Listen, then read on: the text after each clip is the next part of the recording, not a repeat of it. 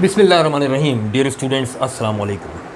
Second year की एक मशहूर पोम है आपके सिलेबस में नंबर 1 पर, पेज नंबर 37 पर, द 7 एजेस ऑफ मैन। आपके लिए ख़ास तौर से, चूँकि सेकेंड ईयर और फर्स्ट ईयर के एग्जामिनेशंस आने वाले हैं नेक्स्ट मंथ में, और मैं चाह रहा हूँ कि कुछ चीज़ें इम्पॉर्टेंट अपने यूट्यूब चैनल पर करवाऊँ। इसके लिए मैंने फर्स्ट ईयर और सेकेंड ईयर की बाकायदा क्लासेस अनाउंस की हैं, ऑनलाइन क्लासेस जो सिर्फ 1 मंथ की हैं, और उसमें सिर्फ़ और सिर्फ इम्पॉर्टेंट चीज़ें ही मैं करवाने वाला हूँ। और जो मेरे प्रीवियस स्टूडेंट्स हैं वो जानते हैं कि मेरे बताए हुए इम्पॉर्टेंट कितने इम्पॉर्टेंट होते हैं। तो 7 एजेस ऑफ मैन मैं इसलिए करवा रहा हूँ कि प्रीवियसली मैंने यूट्यूब पर लेक्चर अपलोड किया था, that was under the greenwood tree. तो मैंने वहाँ कहा था कि अंडर द ग्रीनवुड ट्री जो है, it is an open invitation towards fatalism. अब मैंने वहाँ ये भी कहा था कि लॉर्ड एमियंस जो है, द लॉर्ड ऑफ एमियंस, इनवाइट कर रहा है सारी दुनिया को कि हमारी तरह फैटलिस्ट बन जाओ और सुकून की ज़िंदगी गुजारो, एम्बिशंस को तर्क कर दो, एम्बिशंस को गिव अप कर दो।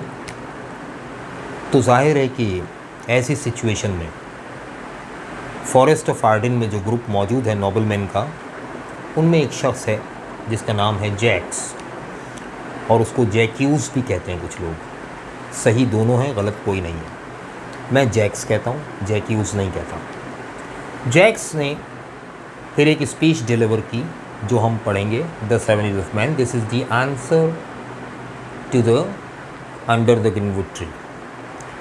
तो बैकग्राउंड मैंने उस लेक्चर में, अंडर द ग्रीनवुड ट्री के लेक्चर में डिटेल में डिस्कस किया है। मैं बैकग्राउंड यहाँ नहीं बताऊँगा। आपको अगर बैकग्राउंड नहीं मालूम तो आप मेरा इससे पहले का lecture under the greenwood tree के टाइटल में देखिएगा। इंशाल्लाह उसमें कंप्लीट बैकग्राउंड भी समझ में आएगा, बल्कि वो पूरा लेक्चर देखिएगा ताकि आपको ये पोम समझ में आ सके, द 7 एजेस ऑफ मैन। ठीक है। The 7 ages of man is basically not a poem. This is a kind of soliloquy.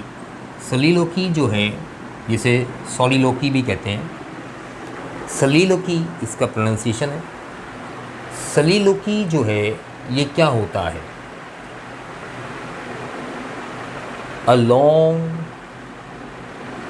dialogue in a play in poetic diction,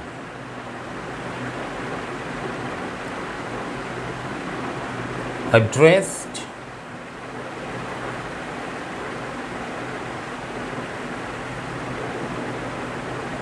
to everyone who hears। इसमें audience भी शामिल है, characters भी शामिल है। Stage पर प्ले हो रहा है, एक कैरेक्टर खड़े होकर स्पीच डिलीवर करता है, और स्पीच पोइटिक डिक्शन में होती है, यानी मिसरों की शक्ल में होती है, तरकीब शेरी में होती है, और पोइटिक डिक्शन में होती है, और वो एड्रेस किसी एक शख्स को नहीं कर रहा होता, बल्कि वो सबको कर रहा होता है जो स्टेज पर मौजूद हैं या ऑडियंस में मौजूद हैं। इसे कहते हैं soliloquy। और ये शेक्सपियर के 6-7 हैं जो बड़ी मशहूर हैं, जिनमें एक टू बी और not to be, that is the question, तो वो बड़ा मशहूर है। इसी तरह से ये है द 7 एजेस ऑफ मैन। इसका title the 7 ages of man नहीं है, ये टाइटल तो हमने रखा है बाद में। शेक्सपियर के बाद जब उसका वर्क पब्लिश हुआ तो लोगों ने जो लिटरेचर पर महारत रखते थे और रिसर्च करते थे और इंटरेस्ट लेते थे, उन्होंने शेक्सपियर के 37 प्लेज में से कुछ डायलॉग्स इस तरह के निकाले जिनको अगर बुक से निकालकर अलग लिख दिया जाए तो वो एक कंप्लीट पोम, एक कंप्लीट नज़्म लगती है। उन्हीं में से एक ये है। अब जब इसको सेपरेट कर लिया गया तो फिर ये एक पोम की तरह ट्रीट की जा रही है। इसी को हम कहते हैं soliloquy। ठीक है। आसान अल्फाज में आपकी बुक में लिखा है आई स्पीच। ठीक है। डिलीवर्ड बाय, किसने डिलीवर की है? शेक्सपियर ने नहीं भाई, ड्रामे का कैरेक्टर है जैक्स। जिसको जैक्यूज भी पढ़ सकते हैं। In act 2 scene 7। वैसे तो आप जैसे दिल चाहे लिखें, लेकिन लिटरेचर में लिखने के आदाब ये हैं कि एक्ट कैपिटल रोमन में लिखा जाता है, सीन स्मॉल रोमन में, ठीक है, लेकिन लाजमी नहीं है, ये आदाब हैं, कानून नहीं है। Act 2 scene 7। अब याद कीजिए एज यू लाइक इट में एज यू लाइक इट ये क्या है? इंग्लिश कॉमेडी है, प्ले है, और इस प्ले में सीन 5 में, एक्ट 2 सीन 5 में वो सॉन्ग आया था जिसका नाम है under the greenwood tree. Scene 5 में 2 सॉन्ग्स आए हैं, एक ये है और एक और है। और एक्ट 2 सीन 7 में जैक्स ने उस सॉन्ग का आंसर दिया है। आंसर क्या है? Basically under the greenwood tree में लॉर्ड ऑफ एमियंस ने इनवाइट किया है, come hither come hither come hither, here shall he see no enemy but winter and rough weather, who doth ambition shun and lives to live with the sun, seeking the food he eats and pleased with what he gets, come hither come hither come hither, here shall he see no enemy but winter and rough weather। पढ़ाने का मकसद ये भी है कि हमारे यहाँ कुछ चैम्पियन लोग भी हैं यूट्यूब पर जो कम हीदर को कम हाइदर भी पढ़ते हैं, और जो एज़ यू लाइक इट का बैकग्राउंड इतना गलत बता रहे हैं कि मजबूरन मुझे एज़ यू लाइक इट का बैकग्राउंड बताना पड़ा अंडर द ग्रीनवुड ट्री के लेक्चर में। एक दो की बात करता हूँ, नाम नहीं लूँगा, अगर वो देख रहे होंगे तो ख़ुद अपनी करेक्शन कर लेंगे। वो कहते हैं जनाब ड्यूक ऑफ आर्डिन जो है वो एक मुल्क का बादशाह है। अरे भाई ड्यूक है ना, बादशाह कैसे हो गया? ड्यूक एक टाइटल है जो लॉर्ड से बड़ा जागीरदार होता है। ये फ्यूडल लॉर्ड्स होते हैं, इनमें लॉर्ड होता है, लॉर्ड से बड़ा ड्यूक होता है, ड्यूक से ज़्यादा बड़ा अर्ल होता है। ये टाइटल्स हैं जो किंग या क्वीन की तरफ से मिलते हैं। अगर ड्यूक खुद किंग है तो उसे ड्यूक का टाइटल कौन देगा भाई? खुद अपने आप को देगा क्या? फिर वो कहते हैं आर्डिन एक मुल्क है। अल्लाह माफ़ करे यार, बुक में लिखा है Arden is an imaginary state. State E से लिखा है, ई से जब स्टेट लिखा जाता है तो इसका मतलब होता है जागीर, ठीक है ना। और न जाने क्या क्या, मैं तो देखकर हैरान हो गया कि यार इतने कॉन्फिडेंस के साथ इतना गलत कोई कैसे पढ़ा सकता। मजबूरन मुझे फिर कलम उठाना पड़ा और फर्स्ट ईयर सेकेंड ईयर के टॉपिक्स भी मुझे यूट्यूब पर लाने पड़े। तो अगर वो हजरात देख रहे हैं तो अपनी करेक्शन कर लें, और बाकी स्टूडेंट्स जो उनसे पढ़ चुके हैं या उनके लेक्चर्स देखकर कुछ सीख चुके हैं वो भी देख लें कि एक्चुअली है क्या। मैं हमेशा नसीहत करता हूँ कि भाई पहले ख़ुद पढ़ लो फिर पढ़ाओ, गलत पढ़ाने से बेहतर है। 7 एजेस ऑफ मैन के साथ भी यही है भाई। ये टाइटल शेक्सपियर ने नहीं बनाया। मैंने बताया ना कि जिन लोगों ने ऐसी सलीलकीज़ शेक्सपियर के वर्क्स में से निकाल कर अलग की हैं उन लोगों ने टाइटल बनाया है। इसीलिए इंडिया में इसका नाम है द 7 स्टेजेस ऑफ लाइफ या the 7 stages of man's life.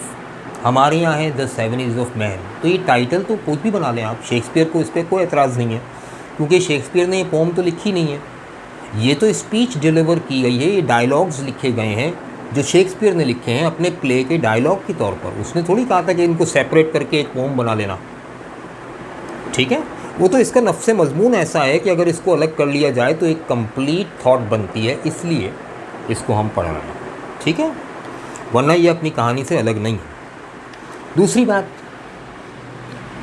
As you like it का बैकग्राउंड में प्रीवियस लेक्चर में अंडर द ग्रीनवुड ट्री के लेक्चर में बता चुका हूँ कंप्लीट। मैं यहाँ रिपीट नहीं करूँगा, आपका टाइम वेस्ट नहीं करूँगा। आप बेहतर है जब पहले वो देखें फिर ये देखें। अच्छा जी, अब इसके अंदर क्या है? इसके अंदर एक मिस इंटरप्रिटेशन ये है कि द 7 एजेस ऑफ मैन का मतलब है हर इंसान की ज़िंदगी के 7 एजेस।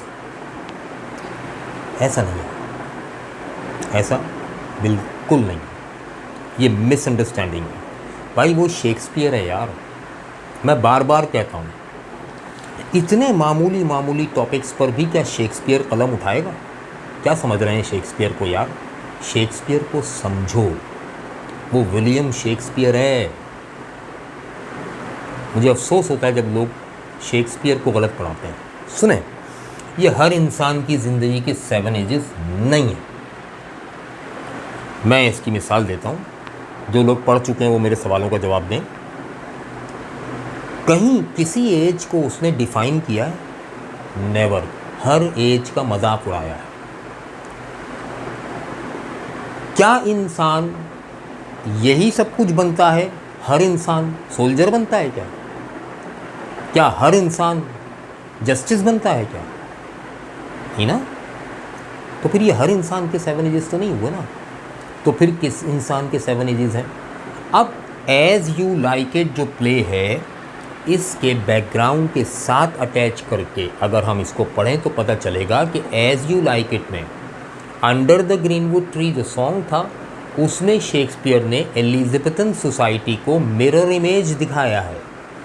उसका मिरर इमेज दिखाया कि सोसाइटी ऐसी हो गई है। कैसी हो गई थी?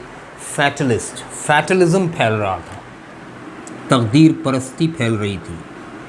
तो शेक्सपियर ने अंडर द ग्रीनवुड ट्री में फैटलिज्म दिखाया है। तो ये एलिज़ाबेथन सोसाइटी का मिरर इमेज था। लेकिन फैटलिज्म फैलने की वजह से क्या नुकसान होगा? लोग एम्बिशन छोड़ देंगे, एम करना छोड़ देंगे, तकदीर के सहारे ज़िंदगी गुजारेंगे। तो ऑब्वियसली मुआशरा, सोसाइटी ज़वाल पजीर होगा, मज़ीद तबाह होगा, तरक्की नहीं करेगा। शेक्सपियर वॉज एम्बिशियस पर्सन, लिहाजा उसने उसी प्ले के अंदर एक कैरेक्टर बनाया जिसका नाम है जैक्स, और जैक्स की ज़ुबानी वो सब कुछ कहा जो शेक्सपियर के दिल की बात है। शेक्सपियर उस फैटलिस्ट सोसाइटी पर तंज कर रहा है। ये आयरनी है, समझिए। आयरनी कहते हैं शदीद तंज को। इसमें उसने आयरॉनिकल रिमार्क्स दिए हैं, तंजिया रिमार्क्स दिए हैं। किस पर? तंजिया रिमार्क्स दिए हैं ऑन द फैटलिस्ट, तकदीर परस्त लोगों पर। उसके ज़माने के एलिज़ाबेथन एज में, जो एलिज़ाबेथन पीरियड में फैटलिस्ट वर्ल्ड है, उस वर्ल्ड को वो कह रहा है कि all the world is a stage. कुछ लोग इसको यूँ बताते हैं कि चूँकि शेक्सपियर एक्टर भी था। अरे भाई, एक्टर नहीं था, उसने कभी कभी किसी किसी प्ले में एक्टिंग की है 4 पैसे कमाने के लिए, क्योंकि वो फाकों का शिकार हो गया था। एक ही काम मिला उसे एक्टिंग का, उसने कर लिया, लेकिन वो बाकायदा एक्टिंग का प्रोफेशन उसने कभी अपनाया नहीं। इट मीन्स कि वो एक्टर नहीं था। तो चूंकि वो एक्टर था इसलिए उसको दुनिया एक स्टेज दिखाई दे रही थी, ऐसा नहीं है। खुदा के लिए शेक्सपियर पर ये इल्ज़ाम ना लगाइए। शेक्सपियर ने क्लियर कट कहा है, all the world a stage and all the men and women merely players. ये जो वर्ड इस्तेमाल हुआ ना, मेयरली, ये बड़ा इंपॉर्टेंट वर्ड है, इसमें समझिएगा। मेयरली के बज़ाहिर तो मीनिंग्स होते हैं ओनली। ये लिखा ना, all the world's a stage. World's का मतलब है वर्ल्ड इज, एपोस्ट्रोफी ऐसे कॉन्ट्रैक्शन बनाया गया है। All the world is a stage and all the men and women merely players. Merely means only, but here with scorning gesture, इंतहाई हिकारत से ये लफ्ज़ इस्तेमाल किया जाता है, नेगेटिव वर्ड है। merely, महज, फ़कत, ये सारी दुनिया स्टेज है। और ये मर्द और औरतें, इंसान नहीं कह रहा है, ह्यूमन बीइंग नहीं कह रहा। क्यों? वो जानता है इंसान की बुलंदी क्या है। मर्द और औरतों का मतलब है आदमी, आदम की औलाद। तो पहले तो इस बात को समझ लीजिए। देखिए, आदमी और इंसान में फ़र्क है। बस के दुश्वार है या हर काम का आसान होना, बस के दुश्वार है हर काम का आसान होना, आदमी को भी मयस्सर नहीं इंसान होना। मैं शेक्सपियर पढ़ा रहा हूँ तो उर्दू से गालिब की मिसाल दे रहा हूँ, कैलिबर सेम ऑलमोस्ट, क्योंकि गालिब थोड़ा ऊंचा ही है। तो आदमी का इंसान होना बड़ा मुश्किल काम है। आदमी का मतलब हर मर्द हर औरत आदमी है, क्योंकि आदम की नस्ल है। अब आदमी उस बुलंदी पर पहुँचे कि इंसान बन जाए। कहते हैं ना अब्बा जी अक्सर, इंसान बनना मुश्किल है भाई उस बुलंदी पर। तो फिर उस बुलंदी पर जब इंसान बन जाता है तो फिर शायर कहता है इकबाल, खुद ही को कर बुलंद इतना कि हर तकदीर से पहले खुदा बंदे से खुद पूछे बता तेरी रज़ा क्या है। तो इंसान वो है जिसकी तकदीर उसकी मर्ज़ी से लिखी जाती है, यानी वो एफ़र्ट्स और एम्बिशंस, स्ट्रगल की मदद से अपनी तकदीर बदलवाता है, अपनी तकदीर बनवाता है। और फैटलिस्ट वो है जो इन आदमी है, यानी आदम की नस्ल है। तो आदम की नस्ल में पैदा हो जाना तकदीर है, मुक़द्दर है, कमाल नहीं है तुम्हारा। अब आदमी से इंसान बनना कमाल है तुम्हारा, ठीक है, इंसान का उरूज ये है। तो कह रहा है all the men and women, ये जितने मर्द और औरतें हैं, इंसान तो बहुत बड़ी चीज़ है। गालिब कहता है ना कि बाजी चाहे अतफाल है दुनिया मेरे आगे से मुराद इंसान के आगे। तो अब कुछ लोग कंपेयर करते हैं कि all the world's a stage का मतलब ये है बाजी चाहे अतफाल। नहीं भाई, ऐसा नहीं है। गालिब कुछ और कह रहा है बाजी चाहे अतफाल है दुनिया मेरे आगे, दुनिया मेरे लिए एंटरटेनमेंट के लिए बनी है, मैं दुनिया को एंटरटेन करने के लिए नहीं बना, ठीक है ना, वो मीनिंग ही कुछ और है। होता है शबो रोज़ तमाशा मेरे आगे, यानी इंसान के आगे। ये सब तमाशे हैं, दुनिया एक तमाशा है मेरे आगे। तमाशे से मुराद ड्रामा नहीं है, यानी मेरी एंटरटेनमेंट के लिए। यहाँ तो आपने दुनिया को स्टेज बनाकर और कह दिया इंसान खुद एक्टर है, खुद तमाशे का हिस्सा है। बात ही फ़लसफ़ा ही बदल दिया ना। शेक्सपियर ऐसी बात कभी नहीं कर सकता। कह रहा है all the world's a stage and all the men and women merely players. ये मर्द और औरतें सिर्फ अदाकार हैं। कौन? He is talking about the fatalist society, the fatalist world, not me and you. मेरे और आपके बारे में नहीं कह रहा है। मैं और आप प्लेयर्स नहीं हैं, एक्टर्स नहीं हैं। We are ambitious people, we can change our fate by effort, by doing efforts, by doing struggle. But the people who depend on the fate are fatalist people. They are just players, just puppets. वो कठपुतली हैं जिनके लिए ज़िंदगी महज एक drama है, दुनिया महज एक स्टेज है, वो खुद महज अदाकार हैं और वो ज़िंदगी के ड्रामे को दुनिया के स्टेज पर तकदीर के लिखे हुए स्क्रिप्ट के मुताबिक परफॉर्म करते हैं। अपनी मर्ज़ी से तिनका भी नहीं हिला सकते, जैसा स्क्रिप्ट में लिखा है वैसे ही करते जाते हैं। ये कौन से इंसान हैं? ये हैं फैटलिस्ट ह्यूमन बीइंग, जिन पर तंज कर रहा है शेक्सपियर। खुदा रहा इस बात को समझिएगा, मामूली बात नहीं है। तो कह रहा है merely players.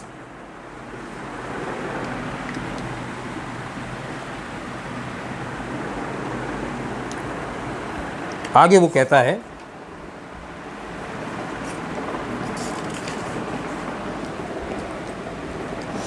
they have their exits, their entrances. ओहो, एंट्रेंस, एग्जिट। अब इसका क्या मतलब है? बज़ाहिर एंट्रेंस का तो मतलब होता है दाखिल होना और एग्ज़िट का मतलब है खारिज होना, ऐसा नहीं है। अब अगर दुनिया को स्टेज कह ही दिया है तो स्टेज पर जब अदाकार आता है तो ये उसकी एंट्रेंस होती है, और जब वो अदाकार रोल एंड करके वापस पर्दे के पीछे जाता है तो ये उसकी एग्ज़िट है। तो एंट्रेंस का मतलब है बर्थ, आपकी बुक में भी लिखा हुआ है ये, और एग्ज़िट का मतलब है death. They have their exits, their entrances. उसके दो ही काम है, पैदा होना और मरना। अब दो ही काम है ना, पैदा होना मरना। तो भाई तकदीर परस्त इंसान होता है जिसके दो ही काम होते हैं, एक पैदा होना, एक मरना। जैसे वो उर्दू में शायर कहता है, लाई हयात आई क़ज़ा और ले चली चले, ना अपनी खुशी आए थे ना अपनी खुशी चले। तो अगर आप देखें तो ये तकदीर परस्ती है कि भाई हयात हमें दुनिया में लाई, हम आ गए, क़ज़ा लेके जा रही है, हम जा रहे हैं। क़ज़ा मौत को कहते हैं। दो ही काम हुए ना तकदीर परस्त इंसान के। यहाँ देखिए हेनरी वॉटन ने क्या कहा था the character of a happy life में, पढ़ चुके होंगे आप फर्स्ट ईयर में। How happy is he born और टॉट। देखिए बड़ी खूबसूरत लाइन है, लोग समझे नहीं इसको। How happy is he born और टॉट। मुझे लग रहा है इस पोम को पढ़ाने में मुझे तो कम से कम 3 लेक्चर्स चाहिए, और कोई बात नहीं, मैं 3 लेक्चर्स डालूंगा। हाउ हैप्पी इज ही, कैसा खुश है वो इंसान। बॉर्न और टॉट, तो चैंपियन लोग इसे पढ़ाते हैं जो पैदा हुआ और उसने सीखा। बेटा पकड़ लेना अब, अगर कोई इस तरह पढ़ाए, कहना ये जो आपने और कहा है ना, ये उर्दू वाला और है, माफ़ कीजिएगा यहाँ इंग्लिश वाला और लिखा है, यहाँ एंड नहीं लिखा, और लिखा है। पैदा हुआ या सीखा, तो वही गलती हो गई। या का मतलब प्रोविज़न ऑफ चॉइस, या तो पैदा हुआ या सीखा। अब जब पैदा ही नहीं हुआ तो सीखा कैसे? तो यहाँ टॉट का मतलब सीखा सिखाया नहीं है भाई, समझो। टॉट का मतलब है डाइड, बॉर्न और डाइड। अब पढ़ो इस लाइन को, हाउ हैप्पी इज़ ही। और जिसको इस पर शक हो मुझसे प्रूफ मांग लेना, मैं प्रूफ दे दूंगा, रेफरेंस भी दे दूंगा कि टॉट का मतलब डाइड कैसे है। हाउ हैप्पी इज़ ही, वो कैसा खुश है। बॉर्न और टॉट, ख्वाह पैदा हो या मरे, हर हाल पे खुश है। लाई हयात आई क़ज़ा और ले चली चले, वो तो इस पर भी राज़ी है, इस पर भी राज़ी है। ख्वाह दुनिया में आना लिखा हो वो आ जाएगा खुशी खुशी, जाना लिखा हो वो चला जाएगा खुशी खुशी। ना इस पर उसे एतराज़, ना उस पर उसे एतराज़, क्योंकि काम ही दो ही हैं उसके, दो ही तो काम है, बॉर्न और टॉट। टॉट का मतलब डाइड, ठीक है। जैसे पूछना हो मुझसे पूछ लीजिएगा, मैं टॉट का मतलब डाइड बता दूंगा कैसे। क्लासिकल लिटरेचर है भाई, ठीक है। बाज़ औक़ात बड़ा मैं हाइपर हो जाता हूँ ये देख कर के लोग गलत पढ़ा रहे हैं। भाई मैं भी गलत पढ़ाता था पहले, मगर मैंने सीखा, अपनी करेक्शंस की। आप भी कीजिए ना यार, गलत पढ़ाने से बेहतर है आदमी ना पढ़ाए। टॉट का मतलब सीखना सिखाना वगैरह वगैरह नहीं है यार, टॉट का मतलब है डाइड। जैसे एंट्रेंस का मतलब दाखिल होना नहीं है, यहाँ पे एंट्रेंस का मतलब बर्थ। एग्जिट का मतलब बाहर निकलना नहीं है, एग्जिट का मतलब है डेथ। तो कैसे हो गया भाई, डिक्शनरी में तो नहीं है। हाँ डिक्शनरी में थोड़ी मिलेगा, जिस ज़माने की पोइट्री पढ़ रहे हैं उस ज़माने में डिक्शनरी थी कब? किंग जेम्स वन ने 1603 में आने के बाद तो डिक्शनरी बनाने का हुक्म दिया था, जो 1685 में जाकर कंप्लीट हुई थी। हम जो पोम पढ़ रहे हैं वो 1599 की है। ये कब की है? 1599 में लिखी गई है। तो वर्ड्स के मीनिंग्स देखे जाते थे रेफरेंसेस से, और ये बाइबल के रेफरेंस से निकले मीनिंग, जो अलेक्जेंडर पोप ने भी इस्तेमाल किया। Wait the great teacher death, उसने डेथ को टीचर कहा है, वो डेथ को टीचर कह रहा है, यहाँ टॉट को डाइट कह रहे हैं। आपकी बुक में प्रूफ है, page number 47 line number 15, wait the great teacher death and God adore, पढ़ लीजिएगा। तो अब देखिएगा यहाँ पर, they have their exits their entrances, उनके दो ही काम है, पैदा होते हैं और मरते हैं, तीसरा कोई काम नहीं है। जाहिर है तीसरा कोई काम वो करेंगे क्यों, तकदीर के सहारे गुजार रहे हैं ज़िंदगी, ना उसका कोई एम्बिशन है, ना एम है, ना कुछ है, तो वो एफर्ट्स भी नहीं करते, उन्हीं पर तो तंज हो रहा है। And one man in his time plays many parts, और इनमें से हर एक इंसान, हर एक शख्स अपनी ज़िंदगी में कई पार्ट्स प्ले करता है, कई रोल्स प्ले करता है। हिज एक्ट बीइंग 7 एजेस, यहाँ एक्ट का मतलब क्या है? एक्ट का मतलब है ड्रामा, उसका ड्रामा 7 एजेस पर मुश्तमिल है। उसका ये ड्रामा जो है जिसे लाइफ कह रहे हैं, एक्ट का मतलब होता है ड्रामा, लेकिन यहाँ इसका मतलब यहाँ पर है लाइफ। लाइफ को एक्ट, ये मेटाफर्स हैं, ये मेटाफर है, ये मेटाफर है, ये मेटाफर है, क्लासिकल एज के मेटाफर्स हैं जो हमें मालूम होने चाहिए। हिज एक्ट बीइंग 7 एजेस, उसका जो ये ड्रामा है ना जिसका नाम ज़िंदगी है, वो 7 एजेस पर मुश्तमिल है, ठीक।